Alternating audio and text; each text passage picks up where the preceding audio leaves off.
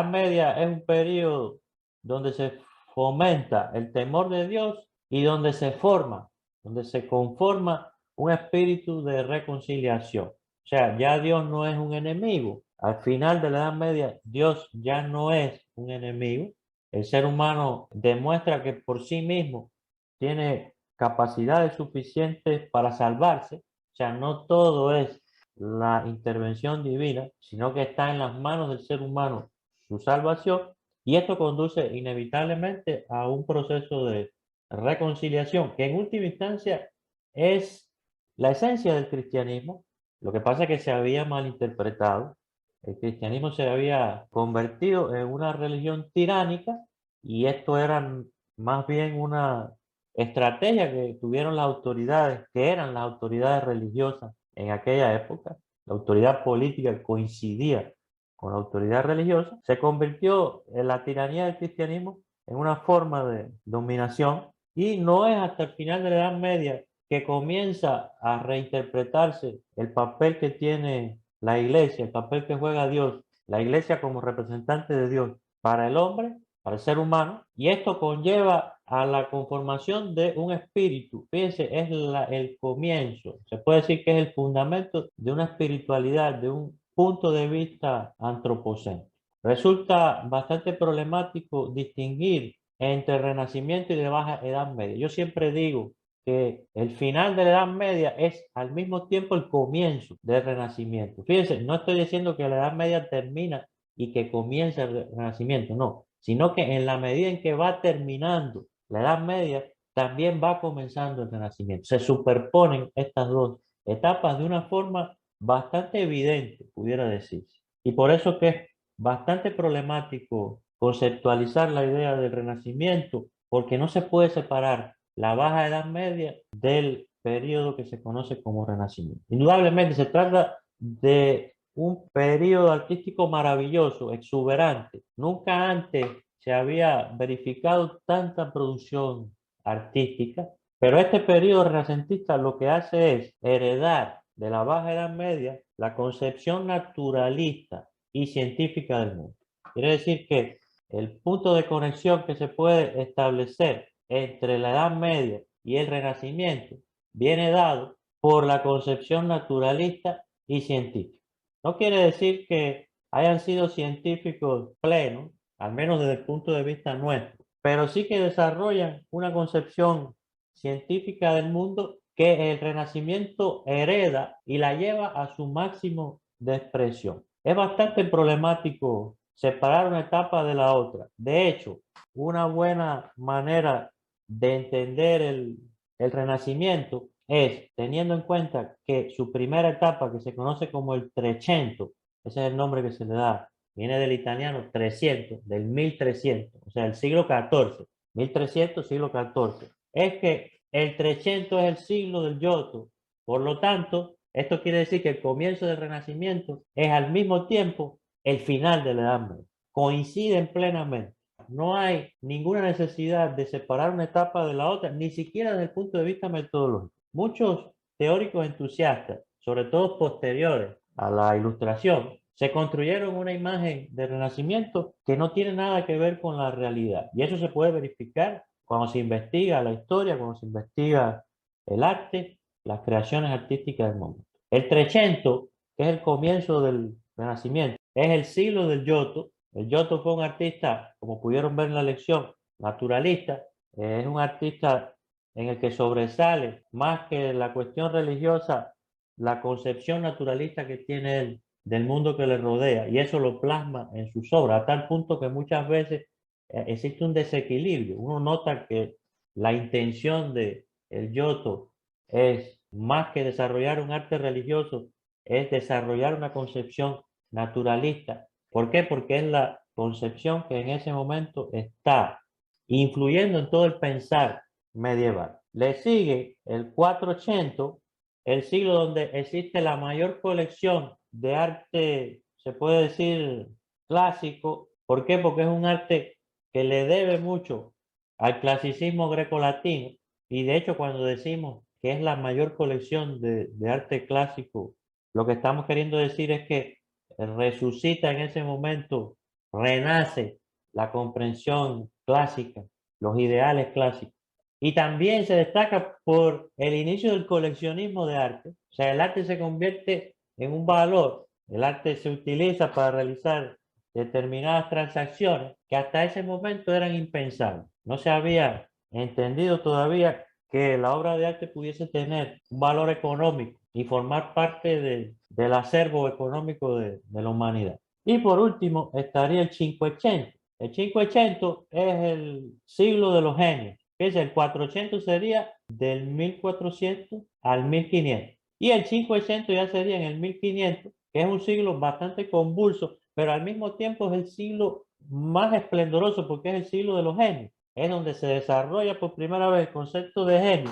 Incluso es en ese siglo donde se escribe la primera historia del arte. Vasari escribe las vidas de los grandes genios del arte, crea el concepto de genio, o al menos lo concibe, lo describe, lo conceptualiza por primera vez y también crea el término renacimiento, refiriéndose directamente a que se trató el renacimiento de un periodo de renacer de la cultura clásica. Evidentemente, este movimiento que hace el ser humano, ese desplazamiento que hace desde lo cristiano a lo pagano, es una forma de mostrar que piensa de una manera distinta. Echémosle un vistazo a esta cronología.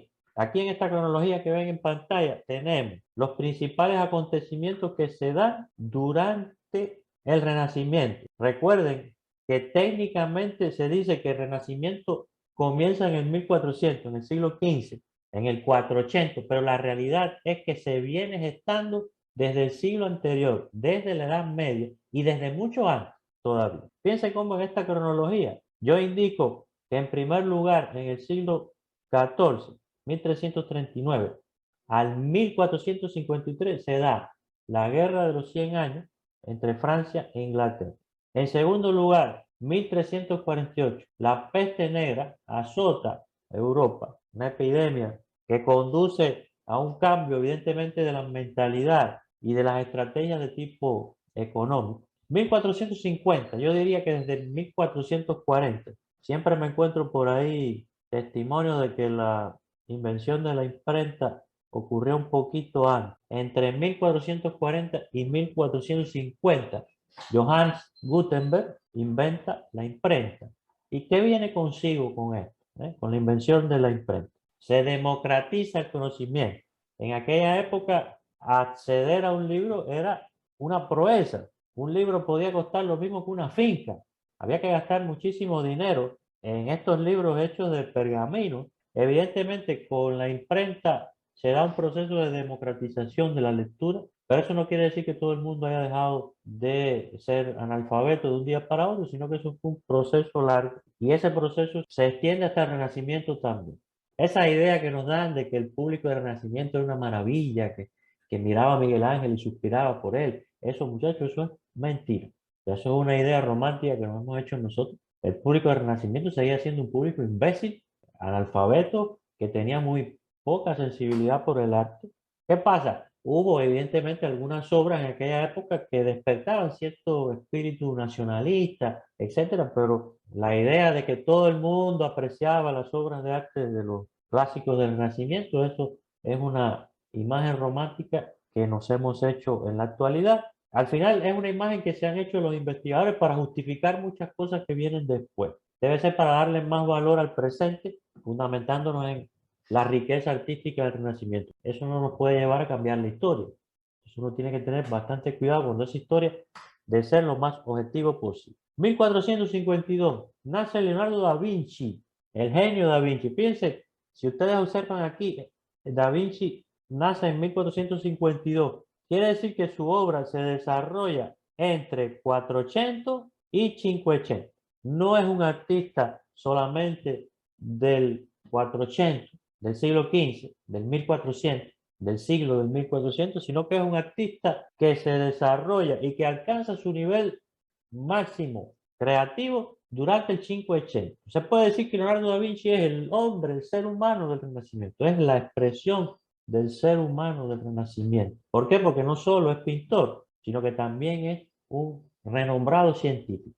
Por otra parte, aquí abajo tenemos que en 1425, un poco más joven que Leonardo da Vinci, nace Miguel Ángel. Quiere decir que la obra de Miguel Ángel se da también entre 400 y 500, mucho más en el 500 que Leonardo da Vinci. Miguel Ángel no es la expresión máxima como lo sería Da Vinci del Renacimiento, pero sí es el artista del Renacimiento. O sea, la máxima expresión artística del Renacimiento es Miguel Ángel. Por lo tanto, en términos artísticos, que es lo que hacemos aquí en esta clase, pudiéramos llegar a la conclusión de que el Renacimiento es Miguel Ángel. O sea, eso es indudable. O sea, es el artista que llevó al máximo de expresión todos los ideales, al máximo de expresión artística, todos los ideales, porque también fue científico, pero quizás no fue tan connotado, aunque al final, como científico, sus obras arquitectónicas fueron notables, incluso mucho más exuberantes que lo que pudo proyectar Da Vinci. Yo diría que en lo que a evidencia se refiere, Miguel Ángel fue mucho más importante en lo que a evidencia científica se refiere que Da Vinci, porque nos dejó obras arquitectónicas increíbles. De Leonardo da Vinci en arquitectura queda una capillita por ahí, queda muy poco. Realmente Da Vinci, evidentemente, en sus cuadernos aparecen todas sus concepciones y ahí uno se da cuenta de la magnitud de su pensamiento. Pero en última instancia fue un creador, Da Vinci, bastante apócrifo. Cuando les digo apócrifo es que no oficializó lo que hizo. Se cree, por ejemplo, que innovaba tanto con los colores y todo eso que al final desgraciaba las obras se echaban a perder. O sea, con los materiales, fue tan innovador que se destruyeron sus obras. Y sin embargo, con Miguel Ángel tenemos todo un arsenal de obras. Fue indudablemente el artista más celebrado de aquella época y monetariamente, o sea, era el más rico de todos, tenía tanto dinero como un rey y era continuamente solicitado tanto por la burguesía como por la iglesia, al final de sus días, sobre todo por la iglesia, para realizar obras bajo pago. Algunas las realizaba como forma de expiación de sus pecados. Se cree que tanto Da Vinci como Miguel Ángel eran homosexuales, así que por lo tanto, imagínense, en una época en que la iglesia todavía utilizaba su poder para manipular al ser humano, se las debió haber visto bastante negras. La idea, por ejemplo, de que para él el juicio final fue una forma de expiación de sus pecados, a mí no deja de sugerirme la idea de que se trató de una forma de manipulación de la iglesia. Recuérdense que algún papa de esto, algún cardenal que eran sus confesores, porque era una persona tan importante que utilizó su pasado, entre comillas, pecaminoso, para manipularlo y obligarle a realizar esta última obra que realiza ya con 60 y pico de años, el juicio final, en la Capilla Sixtina. Ahora, entre el nacimiento de Leonardo da Vinci y el nacimiento de Miguel Ángel, se da un hecho que es fundamental. En 1453, Constantinopla, la capital del Imperio Romano de Oriente, una ciudad mucho más importante incluso que Roma en aquella época, cae ante la presión que ejercen los turcos sobre ella, una presión que habían ejercido durante cientos de años. Por fin la ciudad, la gran capital del imperio, cae en manos de los turcos. Mucho antes, la ciudad había sido, además de estar amenazada continuamente por los turcos, había sido saqueada por los cruzados. Paradójicamente, hubo un enfrentamiento en esa ciudad entre cristianos de denominación occidental, católica, y cristianos de denominación ortodoxa. Se enfrentaron en esa ciudad, los cruzados venían derrotados, regresando de las cruzadas, y parece que para llevar algún botín decidieron saquear la ciudad. Todo esto evidentemente fue resintiendo el poderío de esta ciudad. Los que quieran leer algo al respecto, hay una novela que se llama Bizancio, de Ramón J. Sender. Y bueno, el resentimiento de Constantinopla fue, muchacho, determinante. ¿Por qué? Porque con la caída de Constantinopla se trasladan hacia el occidente todos los sabios del oriente. Y esos sabios del oriente, ¿qué traen consigo? Manuscritos muy valiosos y todo el conocimiento greco-latino, se puede decir. Todo el conocimiento clásico, teológico también, sobre todo el conocimiento del griego y también que eran evidentemente formados dentro de una filosofía neoplatónica, que es la filosofía que se va a conformar en el Renacimiento y va a sustituir o va a dejar en segundo plano la religión cristiana. O sea, el neoplatonismo va a ser la alternativa filosófica más importante que propone el Renacimiento. Y yo soy de la idea que la influencia que tuvo todos estos sabios que emigraron desde el oriente a occidente fue decisiva para la conformación de este periodo histórico conocido como Renacimiento. 1492, fíjense, la caída de Constantinopla supone la pérdida del vínculo entre Occidente y Oriente. Recuerden que por ahí pasa la ruta de las especies. Los turcos comienzan a manejar esa ruta de las especies y se corta para Occidente. Eso es lo que obliga a Cristóbal Colón precisamente a lanzarse en la dirección contraria, a buscar una nueva ruta. Lo que no sabía él, algunos creen que lo sabía ya, era que se iba a encontrar con un nuevo continente. Lo cierto es que eso no es relevante, muchachos. Lo importante es que el descubrimiento de América desde el punto de vista geopolítico es lo más importante que tuvo, fue un salvavidas económico para Europa. O sea, todo el saqueo de América lo que hizo fue contribuir con el enriquecimiento de Europa y paradójicamente con el sustento económico de todos estos movimientos artísticos que se desarrollan en la Europa y algunos también que se desarrollan en América, como el barroco. 1494, proclamación de la República en Florencia. Es fundamental porque en Florencia es donde aparece en su máximo de expresión el Renacimiento, al menos en lo que respecta al arte, porque Italia, muchachos, es el país que lleva ventaja, mayor ventaja económico y social en Occidente. Se conforman todas estas repúblicas. Aquí dice la proclamación de la república, pero la república ya estaba fundada en 1115 y lo que había sido es, se había venido desarrollando y se había venido enriqueciendo. Y los que se enriquecieron en esta república no fueron los nobles ni fue la iglesia, fueron los burgueses. Quiere decir que en la conformación del Renacimiento va ligada también a la conformación del capitalismo. Surge la banca, todos estos burgueses necesitan una proyección nueva, una forma, o sea, buscan una nueva identidad, buscan insertarse magníficamente en el panorama socioeconómico y político de la época,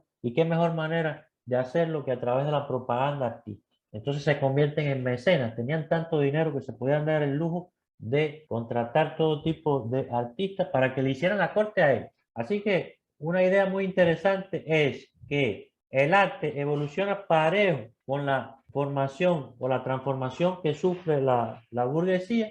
Así que por lo tanto vamos de un arte puritano, religioso, a un arte cortesano, caballeresco. Y en esto la literatura va a ser muy importante. Pudiéramos incluso decir que desde mucho antes del Renacimiento, ya con Dante, tenemos una literatura renacentista. Fíjense, no por el tema, porque el tema es religioso, sino la manera en que él lleva a cabo ese tema, donde el hombre forma parte del centro de esta historia, es como el eje alrededor del cual se reúnen todos los elementos de una obra. El ser humano es la pieza principal. Las obras del Renacimiento son obras circulares, son obras completas, donde todo está conectado entre sí. No es como el arte medieval, que lo que hacía era contar historias. Entonces en un mismo cuadro no se podía encontrar episodios distintos de una misma historia. Incluso en el teatro medieval se va a destacar porque muchas veces hay un artista que está trabajando con sus parlamentos y otro está en modo pasivo, ¿no? Atrás. Entonces el espectador tiene que hacerse como de la vista gorda con otros personajes. Bueno, este ahora no está participando, déjame concentrarme en este. O sea, eso en el Renacimiento ya no tiene sentido. El Renacimiento, el que está en escena es el que está realizando parlamentos en ese momento y el que está llevando a cabo la obra propiamente en ese momento, y lo otro sale de escena. No podemos hacernos de la vista gorda con tantos personajes que se mantengan en el escenario. No, el Renacimiento se concentra, es un estilo, se puede decir, unitario, donde todo está engranado. Evidentemente todo esto está conectado de una forma racional. Tenemos entonces que después de la proclamación de República en Florencia, en 1517 tenemos la otra gran crisis, que es la reforma de Lutero. Con la reforma de Lutero se cuestionan los fundamentos religiosos de la época. Y esto conlleva a una crisis socioeconómica y política brutal. De hecho, es el inicio de lo que se conoce como manierismo, que es lo que veremos en la próxima clase. El manierismo es el momento en que el Renacimiento entra en crisis. Eso ocurriría en el Cinquecento propiamente. En el Cinquecento tenemos el momento de mayor auge, de exuberancia del Renacimiento, pero también el momento de decadencia, producto de que de la Reforma. La Reforma es la que trae consigo una crisis de dimensiones épicas en la Europa y que conlleva que todo esto se vea reflejado en el arte de la forma que corresponde hacer, a través de precisamente cuestionamiento, relativización de los principios, etc. En 1531, por si fuera poco, tenemos, para añadirle a la Reforma Protestante, tenemos un cisma anglicano que se suma a la Iglesia Protestante. 1541 nace el gran pintor del manierismo, Domenico Sottopopulo, conocido como el Greco. 1543, Nicolás Copérnico postula el modelo heliocéntrico, que no es más que, en última instancia, una comprobación o una confirmación de la apertura de una nueva etapa, se puede decir, comprobación de muchos elementos que la iglesia había silenciado durante tanto tiempo. Y 1545, Concilio de Trento. Con el Concilio de Trento lo que hace la iglesia católica es defenderse de la reforma protestante y de alguna manera lo que estaba anunciando ya era, en primer lugar, un cambio en la perspectiva, en la proyección que tiene como iglesia. Y esto va a influir en el arte. Primeramente va a impactar en el arte, se va a dar un arte de tipo manierista, pero en última instancia lo más importante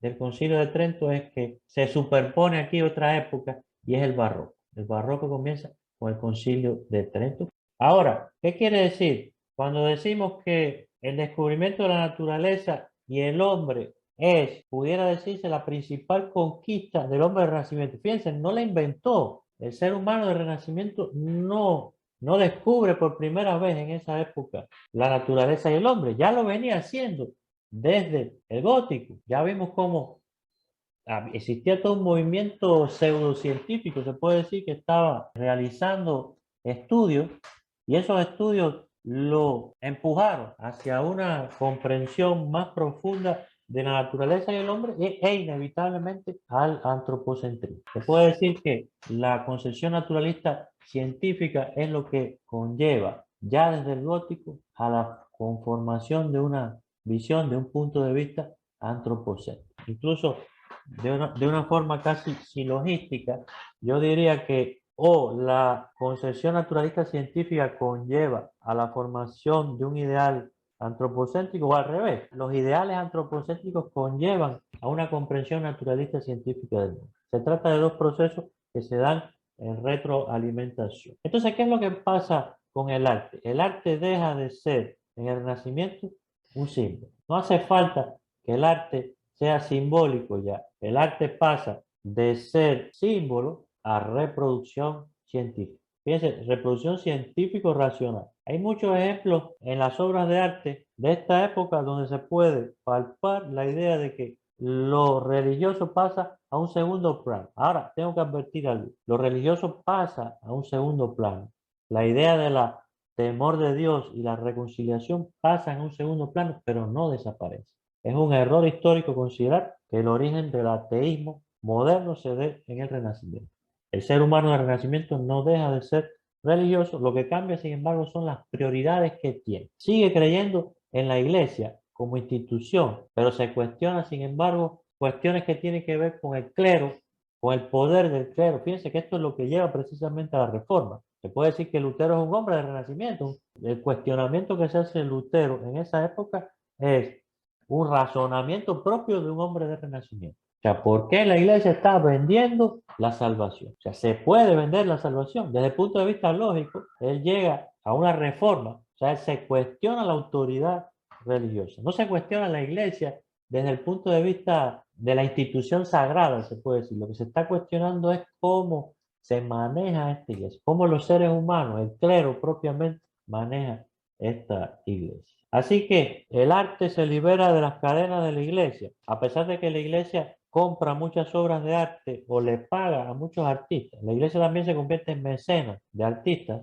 pero no tiene control sobre esos artistas. Y la mayoría de las veces lo que pasa es que los artistas le juegan una mala pasada a la iglesia, porque en sus obras lo que hacen es introducir cuestionamientos que no le convienen a la iglesia. Las obras podrán manejar todavía temas cristianos, aunque también hay obras que manejan temáticas paganas, pero eso no quiere decir que estén en sintonía directa con la religión cristiana, sino que muchas veces esta religión se convierte en una forma, en un pretexto para manejar ideas que se han ido conformando en esta época, pero que en última instancia son la evolución del espíritu antropocéntrico que ya se habría gestado en la Baja Edad Media, ¿ok? Eso es lo que ustedes tienen que tener en cuenta y por eso es que yo recomiendo que sigan este modelo 300, 400, 500. Aquí está la clave para poder entender cómo es que se forma, entendiendo que el 300 es tan gótico como tan renacentista al mismo tiempo. Incluso hay una buena forma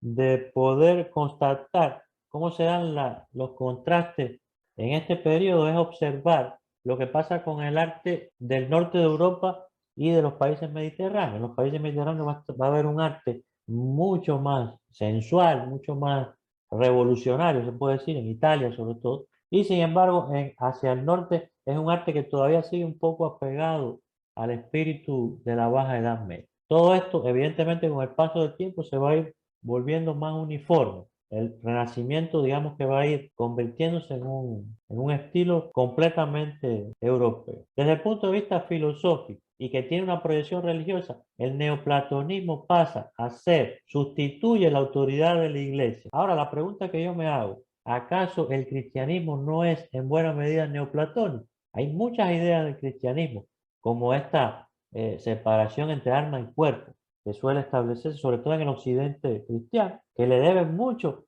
a la filosofía platónica. Así que el caldo de cultivo estaba ya dado desde ese momento. O sea, el germen del renacimiento propiamente se da también desde el seno de la iglesia. No solo la iglesia dio a luz muchos científicos que se ocultaron en ella, en las logias, etc., sino que también dio a luz, y esto se puede observar, la doctrina escolástica. Con la doctrina escolástica, Aristóteles se convierte en la autoridad fundamental, ya no de la filosofía, sino de la teología. Y por último, como lo señala muy bien Hauser, los franciscanos de alguna forma contribuyeron al renacimiento de la cultura griega ya desde la Edad Media. Entonces quiere decir que el germen del renacimiento también está dentro del seno de la iglesia. La iglesia misma era una iglesia propicia para que se diera este cambio. Ahora, lo interesante que ocurrió aquí es que en la medida en que vamos de una comprensión puritana, que es la comprensión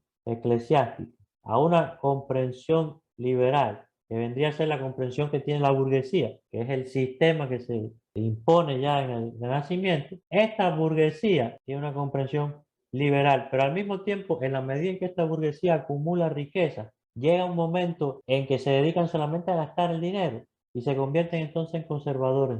Eso quiere decir que también en el Renacimiento hay mucho de conservadurismo con el paso del tiempo, porque esta burguesía, en la medida en que se instalan y se convierten en los nuevos nobles, en los príncipes nuevos, va de la burguesía al principado, entonces también se produce un proceso de conservadurismo. No vayan a pensar que es un proceso de planificación total, liberal completamente, todo lo contrario, es un proceso que va de lo puritano a lo liberal y de lo liberal a lo conservador. Lo que pasa es que sí, en esto conservador uno puede notar que hay una diferencia. La diferencia se da en la secularidad. O sea, ya no es la iglesia la que en este esquema interesa por su actitud puritana conservadora, sino que en este caso va a ser la burguesía la que se va a volver conservadora.